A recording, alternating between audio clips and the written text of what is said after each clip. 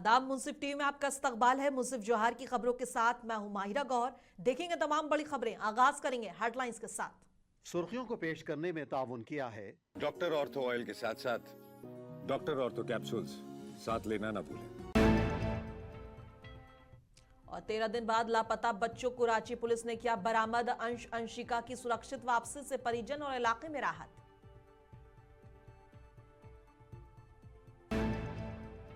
साहिबगंज के बेटे ने रचा इतिहास। यूपीएससी इंजीनियरिंग सर्विस में अविनाश वर्मा ने हासिल की 6th रैंक।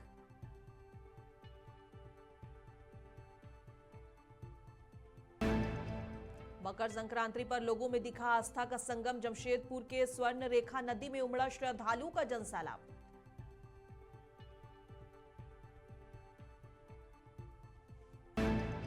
लोहरदगा में हजरत बाबा दुखनशाह का 101वां उर्स हुआ शुरू। चादरपोशी, कव्वाली और लंगर के साथ मनाया गया धर्म संस्कृति का उत्सव।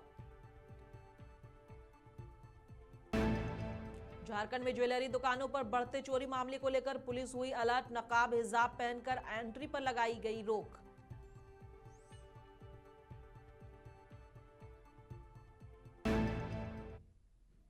और आगाज करेंगे झारखंड की अहम और बड़ी खबरों के साथ। बता दें कि साहिबगंज से बड़ी और इंस्पायरिंग खबर सामने आ रही है। Post office collection agent Ravi Verma के बेटे अविनाश वर्मा ने यूपीएससी इंजीनियरिंग सर्विस एग्जामिनेशन में 6th रैंक हासिल कर शहर ही नहीं पूरे झारखंड का नाम देश भर में रोशन कर दिया है। बता दें कि सकरूगढ़ में रहने वाले अविनाश की इस कामयाबी के बाद घर पर मुबारकबाद देने वालों की लंबी कतारें लगी है। मीडिया से बात करते हुए अविनाश ने कहा कि गरीबी मायने नहीं रखता। हौसले बुलंद हो तो मंजिलें झुककर सलाम करती हैं। उन्होंने युवाओं को मैसेज दिया है कि अगर हार्ड वर्क और कंसिस्टेंसी प्रिपरेशन हो तो हर ख्वाब को पूरा किया जा सकता है। अविनाश की सक्सेस स्टोरी आज हर युवा के लिए मोटिवेशन बन गई है। धन्यवाद। सबसे पहले मेरा नाम अविनाश वर्मा है। तो मैंने इस साल यूपीएससी इंजीनियरिंग सर्विसेज की परीक्षा में ऑल इंडिया रैंक 6 हासिल किया है। मैंने अपनी प्रारंभिक शिक्षा 10th क्लास तक सेंट ज़ेवियर स्कूल साहिबगंज में मैंने किया। उसके बाद 12th मैंने चिन्मय विद्यालय बोकारो स्टील सिटी से मैंने किया साइंस स्ट्रीम में। उसके बाद मैंने अपना बीटेक जो है मैकेनिकल इंजीनियरिंग में फर्स्ट क्लास में डिस्टिंक्शन के साथ पास किया बीआईटी मिश्रा रांची से। उसके बाद गेट की परीक्षा जो है मैंने 2020 में ऑल इंडिया रैंक 9 के साथ हासिल किया, जिसके तहत मुझे कई सारे पब्लिक सेक्टर यूनिट जैसे कि महारत्न एवं नवरत्न कंपनी जैसे कि ऑयल इंडिया, एनटीपीसी, बीएचईएल और इंडियन ऑयल कॉरपोरेशन, एनटीपीसी, बहुत सारी कुल मिला के 10 कंपनियों से मुझे जॉब ऑफर्स मिले। इसमें मैंने 2 कंपनीज़ में मैंने सर्विस किया। ऑयल इंडिया लिमिटेड में मैंने काम किया as a drilling engineer Assam में। उसके बाद मैंने इंडियन ऑयल कॉरपोरेशन लिमिटेड में एलपीजी डिपार्टमेंट में काम किया टोटल 2.5 साल के लिए, सिलचर में फिर बोकारो में। काम करते वक्त मुझे लगा कि मेरी जो सेवाएं हैं वो सीमित क्षेत्र तक ही वो सीमित है। तो मुझे लगा कि भारत सरकार जो इंजीनियर्स के लिए जो टॉप मोस्ट नौकरी प्रोवाइड करती है वो है यूपीएससी इंजीनियरिंग सर्विसेज एग्ज़ाम। तो उसी के बाद मैंने कुछ समय तो जॉब के साथ ही मैंने तैयारी की, लेकिन जब मुझे लगा कि अब मुझे जॉब छोड़कर पूरी तरह से फोकस करना है एग्ज़ाम के लिए, तो उस वक्त मैंने जॉब छोड़कर पूरी तरह से इस एग्ज़ाम को मैंने अपना पूरा डेडिकेशन दिया। साथ में जर्नी के दौरान काफ़ी सारी बाधाएं आई, लेकिन उस दौरान मेरे बड़े भाई शेखाश वर्मा ने काफ़ी मेरा मार्गदर्शन किया, काफ़ी मोटिवेट करते रहे और पूरे मेहनत और प्रयास के साथ मैंने 2025 की यूपीएससी परीक्षा में ऑल इंडिया रैंक 6 हासिल किया है। लोहरदगा में हजरत बाबा दुखनशाह रहमतुल्लाह अलैह के 101वीं सालाना 4 दिवसीय उर्स का शुभारंभ पूरी अकीदत और श्रद्धा के साथ हो चुका है।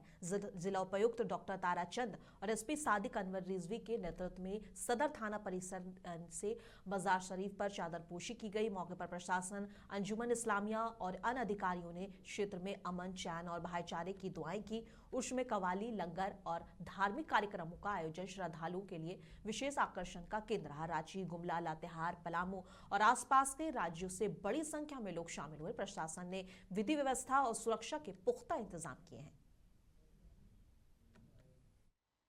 स्वाभाविक है, जैसा कि हम लोग दुखन शाह जी का 101वीं डेथ सेरेमनी को लेके हम लोगों ने जो चादरपोशी किया है, उर्स में चादरपोशी किया है, उसमें हम लोगों ने कामना यही किया है कि सारे आवाम को, सारे देश को और झारखंड इन पर्टिकुलर और लोहरदगा इन स्पेसिफिक, कि सभी लोगों को अमन, चैन, शांति शौर्य, उनकी महत्वाकांक्षाएं, उनकी आकांक्षाएं, उनके उनके जोश, उनके शांति, इन सभी इश्यूज़ पे हमने कामना की और हम सभी के लिए कामना भी करते हैं।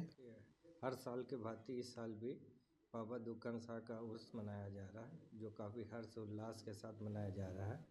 हम सभी जानते हैं कि सबसे पहला चादर कोसी पुलिस विभाग की ओर से किया जाता है, जिसे अभी संयुक्त रूप से मेरे द्वारा एवं डीसी साहब के द्वारा किया गया है। इस उर्स के मौके पे हम लोगों ने दुआएं मांगी हैं, ख़ास तौर पे सुख और समृद्धि के लिए और हमारे देश के विकास के लिए हम लोगों ने दुआ कामना की है। जहाँ तक बात सुरक्षा है कि तो सुरक्षा के पर्याप्त इंतजाम है। लगभग 200 से अतिरिक्त फोर्स हमें मिला हुआ है, जो कि हर संवेदनशील चौक चौराहे पे अपनी ड्यूटी कर रही है। फोर्स का सारा इंतजाम है, कड़ी निगरानी रखी जा रही है एवं सुरक्षा का पर्याप्त इंतजाम है। और लापता भाई बहन अंश और अंशिका को लेकर चल रही चिंता अब खत्म हो गई है। पुलिस को मिली पुख्ता सूचना के आधार पर दोनों बच्चों को रामगढ़ जिले से सुरक्षित बरामद कर लिया गया है। बच्चों के मिलते ही परिजनों ने राहत की सांस ली है। वहीं पूरे इलाके में खुशी का माहौल है। मामले की गंभीरता को देखते हुए रांची के एसपी खुद बच्चों को लेने रामगढ़ पहुंचे और बच्चों को अपने साथ लाए। इसी कड़ी में रांची पुलिस द्वारा 13 दिन से लापता मासूम अंश और अंशिका को सुरक्षित बरामद करने पर मुख्यमंत्री हेमंत सोरेन ने पुलिस की तारीफ की है। सीएम ने कहा है कि बच्चों को अपहरणकर्ताओं के चंगुल से मुक्त कराना बेहद प्रशंसनीय कार्य है और उन्होंने अपराधियों के खिलाफ राज्य और बाहर से हुई घटनाओं की गहन पड़ताल करने और आपराधिक गिरोह को तोड़ने का आश्वासन दिया है। उन्होंने रांची पुलिस और झारखंड पुलिस की तत्परता और कार्यकुशलता के लिए बधाई दी। अंश और अंशिका के बरामद होने के बाद रोशन आरा ने बताया है कि उनके घर पर बिहार के एक दंपत्ति ने किराए पर कमरा लिया था। इसी कमरे में बच्चों को रखा गया था। बच्चों की सुरक्षित बरामदी के बाद इलाके में राहत का माहौल है, जबकि पुलिस आरोपियों से पूछताछ कर पूरे घटनाक्रम की गहन जांच कर रही है। अभी बच्चे मिल गए। अभी हेडक्वार्टर की तरफ से चीजों को बताया जाएगा थोड़ी देर में। तो बच्चे स्वस्थ हैं, सब कुछ चल रहा है। सबको धन्यवाद बोलना चाहेंगे, मेरा बच्चा मिल गया। कितना दिन से बुलाया था? 10 दिन से लगभग 13 दिन हो गया था। बहुत खुशी है। बच्चा का पापा कहाँ है अभी? गए हैं उधर ही बच्चा कहाँ से बरामद हुआ अभी तो उतना धन्यवाद शायद था। 10 दिन अभी हो रहा है। आए उसके वो आई थी रूम खोजने के लिए। कौन आई थी? मोहल्ला में खोजने वही औरत जो अभी पकड़ाई है। दोनों मियाँ बीबी आया था, दोनों बच्चा लेके कि कहीं रूम खाली है। तो एक दो जगह और पता लगाई, नहीं मिला तो मेरे पास आई, कोई बता दिया कि यहाँ रूम खाली है। आई मेरे पास, हम बोले हाँ है एक रूम खाली, लेकिन तुम शाम को आई है अंधेरा में, अब कल आना। जाओ। कैसे आई थी? दूसरे दो मियाँ बीबी, अरे 2 बच्चा लेके आई थी, एक लड़का एक लड़की। तो हम बोले दोनों बच्चा आपका है? तो बोला हाँ। तो बोले कि अच्छा कल लेना रूम, आज जाओ, शाम हो गया। चली गई। हम अपना नमाज पढ़ने लगे और उसके बाद वो सुबह में फिर आई 2 झोला लेके, सामान वामान लेके। मतलब सुबह नहीं आई दिन भर के बाद 2-3 बजे फिर। और मामले में अधिक जानकारी के लिए हमारे साथ हमारे संवाददाता हुसैन अंसारी जुड़ गए हैं। हुसैन, पुलिस को कब पूरी जानकारी मिली और पुलिस वहां तक कैसे पहुंची, इसके बारे में थोड़ा विस्तार से बताइए।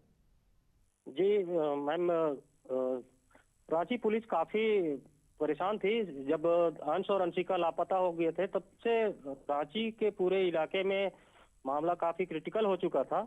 अंततः रांची पुलिस को धन्यवाद देना चाहेंगे कि रामगढ़ जिले से दोनों मासूमों को सकुशल बरामदगी कर चुके हैं और डीजीपी के यहाँ से प्रेस कॉन्फ्रेंस के माध्यम से पूरे मामले का खुलासा किया जाना है। 2 लोग इसमें गिरफ्तार भी हुए हैं, जिनसे रांची पुलिस कड़ी पूछताछ कर रही है। और बताना चाहेंगे ये 2 जनवरी का मामला था। 2 जनवरी से दोनों मासूम बच्चे धुरवा इलाके से, रांची के धुरवा इलाके से लापता हुए थे। तब से उस घर के जो माता पिता हैं बच्चे के, उनके हालात काफी दयनीय हो गए थे। रो रो कर बुरा हाल हो चुका था। काफी संगठन, कई विभिन्न संगठनों के लोग भी इस मामले को लेकर सड़क पर उतर गए थे। धुरवा बंद भी कराया गया था। और आज रामगढ़ जिले से दोनों बच्चे को 12 दिन के बाद आज 13वां दिन बरामद किया गया है, जो काफी प्रशंसनीय है। राज्य के सीएम हेमंत सोरेन भी रांची पुलिस के इस कार्य को जी हुसैन, काफी मामले में जो 2 लोगों को गिरफ्तार किया गया, क्या ये मुख्य आरोपी हैं? इसके बारे में कोई जानकारी है? ये अब तक क्लियर नहीं हो पाया है, क्योंकि प्रेस कॉन्फ्रेंस के माध्यम से ये बताया जाएगा कि ये मुख्य है। जैसा बताया जा रहा है, इससे यह प्रतीत होता है कि ये दोनों ही मुख्य आरोपी हैं, और इनके साथ कौन कौन से लोग जुड़े हुए हैं ये रांची पुलिस जब अभी प्रेस कॉन्फ्रेंस के माध्यम से मामले का खुलासा करेंगे तो पता चलेगा कि और इसमें कौन कौन से लोग जुड़े हुए हैं, कहाँ तक इसका तार जुड़ा हुआ है। 13 दिन पहले ये बच्चे कहाँ से गायब हुए थे? रांची के धुरवा इलाके, जो मौसी बाड़ी कहते हैं, वहां पर से ये बच्चे दोनों खेलने गए थे। उसी दरमियान वो बच्चे दोनों दुकान गए, वहां से कुछ टॉफी उफी कुछ लेने के बहाने गए थे। वहीं से दोनों बच्चों को उठा लिया गया था। तब से लगातार प्रयास था खोजबीन के लिए, और रांची पुलिस काफी प्रयासरत बच्चे जो है वो तस्वीरों में बिल्कुल काफी खुश और स्वस्थ दिखाई दे रहे, मतलब उनके साथ अभी तक किसी तरह का मतलब कोई परेशानी वाली मामला नहीं है। जी हाँ, अब तक जो बच्चों का जो मुस्कान बच्चों को किसी तरह का नुकसान पहुंचाने की कोशिश नहीं की। क्या इस दौरान उनके माता पिता से किसी तरह की धमकी भरी कॉल्स या फिर कुछ मांग किसी तरह की मांग भरे कॉल्स आए थे? नहीं, इस तरह का अब तक किसी तरह का कोई सूचना नहीं है। लेकिन हम कहेंगे कि रांची पुलिस जिस तरह से काम की है बच्चों को ढूंढने में, वाकई काबिले तारीफ है। और सिर्फ झारखंड ही नहीं, बिहार, छत्तीसगढ़, यूपी, बंगाल, ये 5-6 राज्य की पुलिस पूरी तरह से चौकन्ना थी बच्चों को ढूंढ निकालने के लिए। राज्य के मुख्यमंत्री खुद बच्चे जब लापते हो गए थे तब से आज तक, बरामदगी से पहले तक काफी चिंतित थे। अंततः उन्होंने अभी ट्वीट के माध्यम से राज्यवासियों पर, रांची पुलिस को खास करके उन्होंने मुबारकबाद दी है कि इतनी बड़ी सफलता मिली। बहुत बहुत शुक्रिया हमसे जुड़ने के लिए। और अब हम खबरों के सिलसिले में आगे बढ़ेंगे और बता दें कि खबर जमशेदपुर से है। जमशेदपुर के आस्था और परंपरा की बड़ी तस्वीर सामने आई है। मकर संक्रांति के पावन मौके पर स्वर्ण रेखा नदी और दो मुहानी संगम तट पर श्रद्धालुओं ने आस्था की डुबकी लगाई। बुधवार सुबह करीब 5 बजे से ही नदी घाटों पर लोगों का पहुंचना शुरू हो गया था। जैसे जैसे सूरज चढ़ता गया और स्नान करने वालों की भीड़ बढ़ती चली गई। श्रद्धालुओं ने स्वर्ण रेखा के जल को पवित्र गंगा जल मानकर स्नान किया और भगवान भास्कर को अर्घ्य अर्पित किया। और स्नान के बाद मान्यता के अनुसार गरीबों के बीच दान पुण्य किया गया। परिवार को सुख, शांति और समृद्धि के लिए दुआ मांगी गई। और मकर संक्रांति का ये पर्व बता दें कि बहुत ही ट्रेडिशन और पॉजिटिविटी का खूबसूरत नजारा पेश करता है। हो रहा है मकर संक्रांति के पर्व में हम लोग यहाँ दुमानी में नहाने के लिए आए हैं। इसे नहाने के उपरांत फिर हम पूजा वूजा करेंगे और जो हमारा माने जो कार्यक्रम है हमारा जो भी है, पीठा हुआ, दिलकुट हुआ, सूर्यदेव को पूजा देके उसके बाद हमें नया कपड़ा पहनते हैं। और उसके बाद ये आज मकर पर्व को हम लोग अच्छा से और पूर्ण तरह से मानते हैं। अभी माने जातियों में आता है, ऐसा नहीं है कि हिंदू पर्व है ये हिंदू पर्व, जो हिंदू में मकर पर्व ये आज का दिन सबसे शुभ माना जाता है। पूरा परिवार एक साथ डुबकी लगाए, भगवान का आराधना किए, सबके अच्छा के लिए हम लोग भगवान से प्रार्थना किए, अपना परिवार के लिए, पूरे समाज के लिए प्रार्थना किए। और पीठा, मुड़ी, तिलकुट खा के अभी उसका पर्व का आनंद लेंगे। और हर जगह मेला लगता है डेली, आज यहाँ भी मेला है, मेला का भी आनंद हम लोग लेंगे। जामताड़ा से सौहार्द और सहयोग की एक खूबसूरत तस्वीर सामने आई है। जामताड़ा जिला chamber of commerce and industries की ओर से चाकरी स्थित श्री कृष्ण गौशाला परिसर में वनभोज का आयोजन किया गया। चैम्बर अध्यक्ष संजय अग्रवाल ने आमंत्रण पर जिले के विभिन्न प्रखंडों से पहुंचे पत्रकार, मीडिया कर्मी और व्यवसाय इस कार्यक्रम में शामिल हुए। वनभोज के दौरान पत्रकारों ने खेलकूद और मनोरंजक गतिविधियों में बढ़ चढ़ कर हिस्सा लिया और आपसी मेलजोल को और मजबूत किया। कार्यक्रम का मुख्य उद्देश्य आपसी सहयोग, भाईचारा और सकारात्मक संवाद को बढ़ावा देना रहा।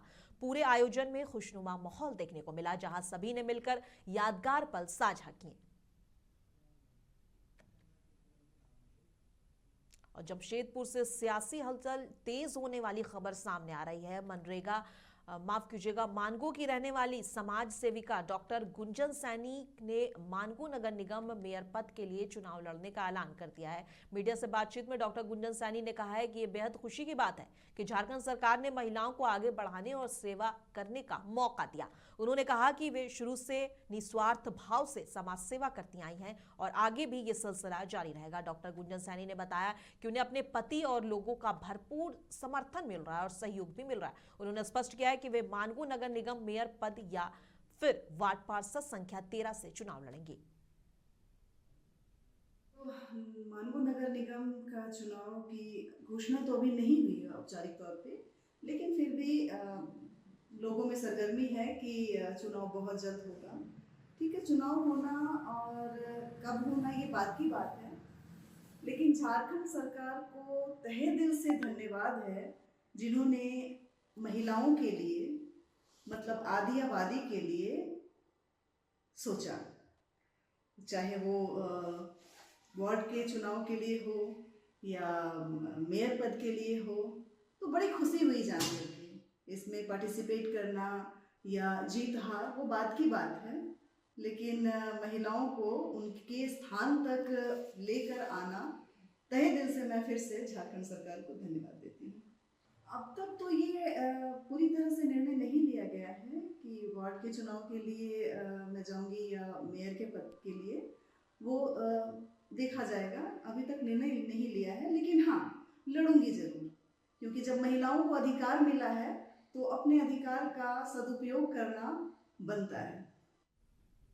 धनबाद और बोकारो से जुड़ी घटनाओं के बाद अब झारखंड में ज्वेलरी दुकानों की सुरक्षा को लेकर बड़ा फैसला लिया गया है। बता दें कि झारखंड पुलिस मुख्यालय के निर्देश पर राज्य की सभी सराफा दुकानों में नकाब, हिजाब, बुर्खा या मास्क पहनकर प्रवेश कर रोक लगा दी गई है। बोकारो में तनिष्क ज्वेलरी शोरूम में नकाबपोश अपराधियों द्वारा लूट के असफल प्रयास के बाद सख्त कदम उठाया गया है। बागमारा थाना के औचक निरीक्षण के दौरान बोकारो परिक्षेत्र के डीआईजी आनंद प्रकाश ने साफ कहा है कि ज्वेलरी दुकान में किसी का भी चेहरा ढका होना सस्पिशियस माना जाएगा और कानूनी कार्रवाई की जाएगी। वहीं मसान जोर की रानी बहल साप्ताहिक हाट में दुकानदार डर के साए में कारोबार करने को मजबूर है। पुलिस का कहना है कि security first, no compromise. Bokaro Dhanbad दोनों जिला पे जब से मैंने ज्वाइन किया है कोई बहुत बड़ी घटना नहीं घटी है। जैसे कि आपको मालूम हुआ, बोकारो में कल शाम 4 बजे के आसपास तनिष्क ज्वेलरी में डकैती का एक असफल प्रयास किया गया। तो इसके बारे में हमारे झारखंड पुलिस मुख्यालय से भी एक सर्कुलर आया था कि पूरे झारखंड में जो भी ज्वेलरी के दुकान है, खासकर जो बड़े दुकान है, तो वहाँ पे कोई भी नकाबपोश नहीं आएगा। मास्क लगा के, औरत भी आएगी तो हिजाब और ये सब लगा के नहीं आएगी, यानी सबका चेहरा ओपन होना चाहिए। इसी कारण से कल जो बोकारो में घटना होते होते बच गई। डकैती का प्रयास था, 7 लोग थे, तो वहाँ के गार्ड ने तुरंत पहचान लिया कि भाई नकाब पहन के आया है, तो उसको शक हुआ। उसने जैसे अलार्म बजाया तो सभी अपराधकर्मी वहाँ से भाग निकले। तो इस तरह से खास करके सुनार का दुकान हुआ, ज्वेलरी हुआ, वहाँ पे मेरा नहीं सबका खास निर्देश होगा कि कोई भी नकाबपोश वहाँ पे नहीं जाएंगे। तो जैसे कोई नकाबपोश जाएगा तो संदिग्ध उसको मान करके उस पर कार्रवाई की जाएगी। बेडो प्रखंड के बाराडीह स्थित केंद्रीय पढ़ा प्रांगण में आज झारखंड आंदोलनकारी संघर्ष मोर्चा की मांडर विधानसभा स्तरीय वनभोज और सभा का आयोजन किया गया। सभा में झारखंड आंदोलनकारी नेता और पूर्व विधायक स्वर्गीय विश्वनाथ भगत की पोर्ट्रेट विधानसभा में लगाने की मांग की गई। साथ ही आंदोलनकारियों को राजकीय मान सम्मान, अलग पहचान, समान पेंशन, बच्चों के लिए 100% रोजी रोजगार की गारंटी और जेल जाने की बाध्यता समाप्त करने की मांग उठी। मुख्य अतिथि पुष्कर महतो ने आंदोलनकारियों को एकजुट रहने का आह्वान किया। वहीं नीलमणि तिर्की ने कहा कि आंदोलनकारियों के सम्मान से ही सरकार का सम्मान है। कार्यक्रम में विभिन्न प्रखंडों से बड़ी संख्या में आंदोलनकारी शामिल हुए। और झारखंड की उपराजधानी दुमका के प्रखंड क्षेत्र रानी बहल में लगने वाली साप्ताहिक हटिया में दुकानदार खौफ के साए में कारोबार करने को मजबूर है। दरअसल हटिया में नियमित रूप से दुकान लगाने वाले व्यापारियों को सरकार की ओर से कटरा यानी भवन उपलब्ध कराया गया है, लेकिन लंबे समय से इसकी मरम्मत नहीं होने के कारण हालात काफी जर्जर हो चुकी है। दुकानदारों का कहना है कि भवन की शटर कभी भी टूटकर गिर सकती है, जिससे बड़ी अनहोनी का खतरा बना हुआ है। दुकानदारों ने प्रशासन से जल्द ही जल्द मरम्मत कराने की मांग की है ताकि किसी हादसे से पहले समस्या का समाधान हो सके। অসুবিধা আমাদের এই যে এগুলো সব ভেঙে গেছে অনেক দিন থেকে। এই যে আমরা এখানে রয়েছি, অনেক রিক্সার ব্যাপার আছে, যদি বাঞ্চাস একটুকু ছেড়ে যায় তো গায়ে পড়ে যাবে। হ্যাঁ, আর এইখানে মানুষের এই জায়গায় আমাদের ঠিক নাই হয়ে গেলো সব, একবারে যা অবস্থা হয়ে আছে, এই যে রোড হইলো ইয়ে হইলো সব একদম মাটি ফাটি এদিক ওদিক সব কিছু রিপেয়ারিং কাজ একবারও হয়, এগুলা হইলে ভালো হয়। একবার হাটের এই অবস্থা, ওই যে খাপড়া খুবড়ি মানুষের গায়ে মাথাতে পড়লে পরে রিক্স আছে। তালাটা গোটায় চালা ভেঙে গিয়েছে, পুরোনো গেলা সব একবার রিপেয়ারিং হলে খুব ভালো হতো। কতদিন থেকে ভেঙেছে এটা? বহুত দিন হয়ে গেল। না তোমরা চাইছো যে সরকার থেকে যেরকম হ্যাঁ এগুলো একবার সরিন পড়ে আবার নতুন করে একবার বানিয়ে দিই। जमशेदपुर से दिल दहला देने वाली खबर सामने आई है। कोतवाली थाना क्षेत्र के चांदनी चौक के पास तेज रफ्तार कार बिजली के खंभे से टकरा गई। हादसे में कार चला रहे युवक रिद्धि पांडे की मौके पर ही मौत हो गई, जबकि कार में सवार 3 अन्य युवकों को मामूली चोटें आई। घटना रात करीब 10 बजे की है। पुलिस मौके पर पहुंचकर मामले की जांच में जुट गई है।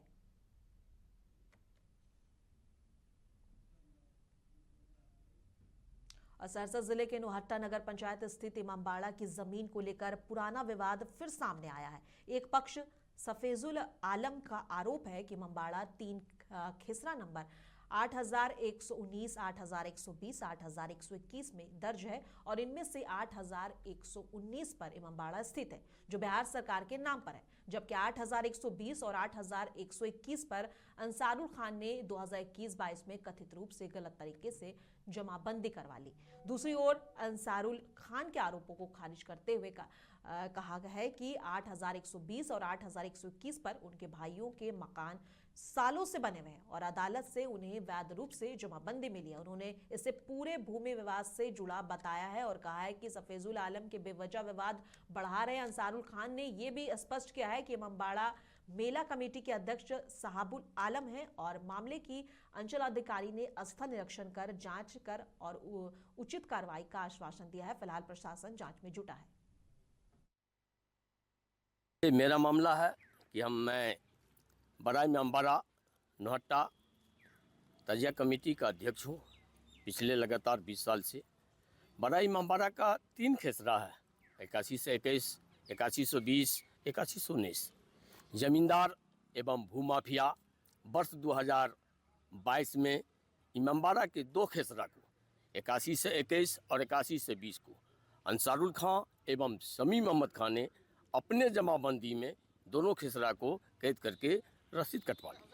वर्ष 2022 में हमको पता चला, हम अंचल में आवेदन दिए, उसका जांच पड़ताल किया गया, अभी तक उसका हमको कोई भी प्रमाण सामने नहीं आया। उसके बाद आपको राजस्व एवं भूमि सुधार मंत्री विजय सिन्हा जी 31/12/2025 को आपको विकास भवन आए थे।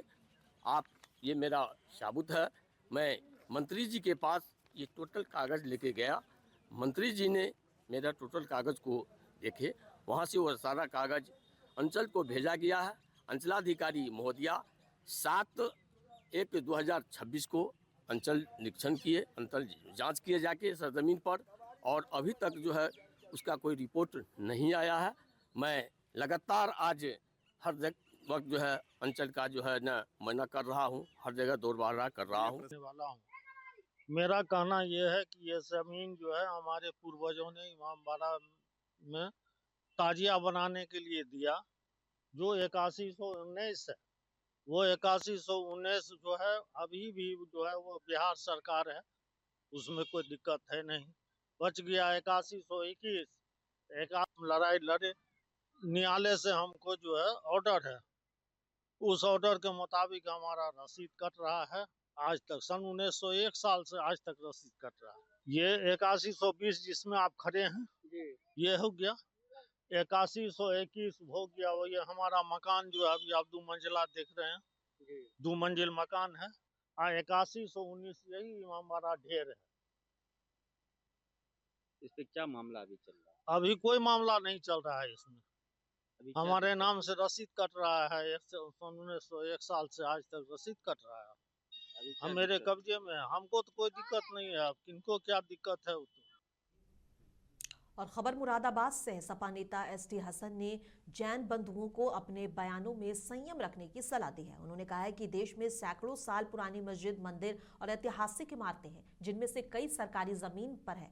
हसन ने सवाल उठाया कि क्या केवल कागज ना होने पर सब कुछ गिरा देना उचित होगा। उन्होंने ऐसे मामलों में समझदारी और जिम्मेदारी के फैसले लेने की जरूरत बताई। देखिए, ये जो जैन बंधु हैं, इनकी जबान पे लगाम लगनी चाहिए कि आप सबको ये ध्यान रखना चाहिए कि देश हित में क्या है और देश अहित में क्या हो रहा है। सैकड़ों साल पुरानी मस्जिद, वो ज़रूरी नहीं है कि वक्फ ही हो। सैकड़ों साल पुराने मंदिर भी हैं, मस्जिदें भी हैं, बहुत सी चीज़ें भी हैं, सैकड़ों साल पुराने किले भी हैं, सब सरकारी भूमि हो गई उनकी। तो इसका मतलब ये सब जगह बुलडोज़र चला देंगे? क्या एक मस्जिद जो इतने साल पुरानी है और आपने ये कह दिया कि साहब सरकारी भूमि पे बनी हुई है, 500 साल पुराने कागजात तो कोई ला नहीं सकता। कल को दिल्ली की शाही जामा मस्जिद पे भी बुलडोज़र चल जाए, क्योंकि कागज़ तो उनके पास भी नहीं होंगे, ना कोई वक्फ होगा, सरकारी भूमि पे है। इनका दिल चाहेगा तो सोमनाथ के मंदिर पे भी चला देंगे बुलडोज़र, उसके भी कोई कागज़ नहीं होंगे। अब बलरामपुर जनपद से बड़ी खबर है। डीएवी इंटर कॉलेज के प्रबंधक संजय तिवारी पर अध्यापक अशोक कुमार तिवारी के साथ मारपीट का गंभीर आरोप लगा है। पुराने विवाद और वेतन रोके जाने को लेकर दोनों में विवाद हुआ। प्रबंधक समाजवादी पार्टी से जुड़े बताए जा रहे हैं और उनके खिलाफ पहले से फर्जी नियुक्ति का मामला दर्ज है। शिकायत के बाद पुलिस मौके पर पहुंची और स्कूल परिसर में सुरक्षा बढ़ा दी गई है। मामले की जांच जारी है। आज मैं लगभग 11 बजे कक्ष संख्या 16 में कक्ष निरीक्षण कर रहा था, बच्चे एग्जाम दे रहे थे। तब तक संजय तिवारी जी पहुंचे और कहे कि आप जो हमारे खिलाफ एसपी साहब को बार बार दरखास्त दे रहे हैं मुकदमा दर्ज कराने के लिए, उसको वापस लें। तो हमने कहा मैंने भैया जब सेवा में लगातार सेवा में हूँ और आपने मेरी सेवा पुस्तिका लिख दिया कि आपकी सेवा समाप्त की जाती है, जो कि आपको अधिकार ही नहीं है, लिखने का अधिकार केवल प्राचार्य को है, आपने लिख दिया। वो जो कूट रचना है वो गंभीर है, इसलिए मैं FIR दर्ज करके रहूंगा। असल एसपी साहब ने 6 तारीख को आदेश कर दिया है इनके खिलाफ मुकदमा दर्ज कराएंगे। तो वही उसमें सुलह करने उठाने मुकदमा, इसलिए हमारे पास दबाव बना रहे थे कि नहीं करना। फिर क्या सब दूसरी बात बताइए, आपने बायो बच्चों की फीस डियास को क्यों दिया? उसमें भी मैंने कहा कि डियास में भी परसों कॉलेज आई थी, बच्चों ने शिकायत किया कि हमसे 4 गुना फीस बढ़ाकर ले लिया गया। और मुंसिफ जोहार की खबरों में बस इतना ही। कल फिर मिलेंगे इसी वक्त। तब तक के लिए देश दुनिया की तमाम खबरों के लिए बने रहें मुंसिफ टीवी के साथ।